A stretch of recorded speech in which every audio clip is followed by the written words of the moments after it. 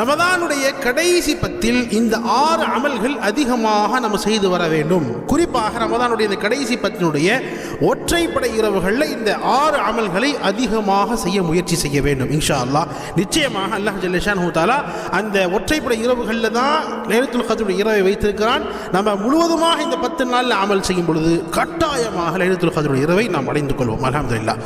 முதலாவது வேளை இஷாவுடைய தொழுகை ஜமாத்தோடு தொழுக முயற்சிக்க வேண்டும். அதே மாதிரி ஃபஜ்ருடைய தொழுகையும் ஜமாத்தோடு தொழுக முயற்சிக்க வேண்டும். ஹதீஸ்ல பதிவாக இருக்கிறது, யார் இஷாவுடைய தொழுகை ஜமாத்தோடு தொழுது அதே மாதிரி ஃபஜ்ருடைய தொழுகை ஜமாத்தோடு தொழுகிறார்களோ முழு இரவு நின்று வணங்கிய நன்மை அல்லாஹ் அவருக்கு கொடுக்கிறான் என்பதாக சொன்னாங்க.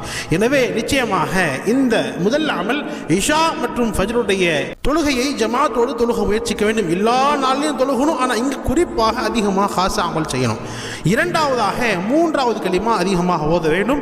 அதே மாதிரி ஸலவாத் ரசூல்